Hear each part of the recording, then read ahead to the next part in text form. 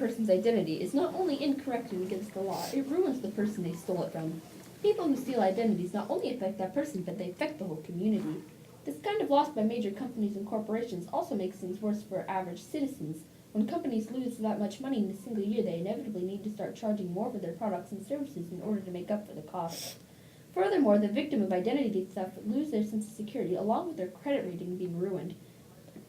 The victim's credit and reputation are destroyed, and along with it their sense of security. And while the financial losses of such a crime can be considerable, the more serious problem for most victims of identity theft is that their credit rating is ruined. Some may say that identity theft is not as big of a deal compared to robbery, because robbery causes more physical damage. However, the victim of identity theft might inflict greater physical damage on themselves or others compared to robbery.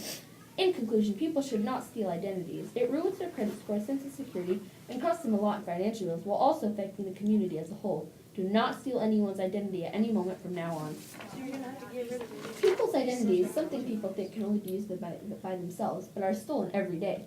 An example, their credit scores ruined just because they did not feel like protecting their identity. Identity theft is an insidious crime, not least of all because victims usually don't know they have been targeted until well after the crime has occurred. On average, it takes about 14 months for the individual to realize they have been victimized. By that time, the perpetrator has likely moved on to the next victim, and the chances of catching the thief are slim. Furthermore, when people protect their identity, they save money in the long run. When a victim's financial identity is plundered, the implications are severe in that a strong credit profile and financial identity can only be rebuilt with tremendous personal and financial cost.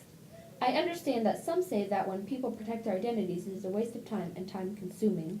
However, when their identities are stolen, the costs are greater than the cost that they were protected in the first place. In conclusion, people should protect their identities. They save money, and it is a safety precaution if people cannot steal their identities.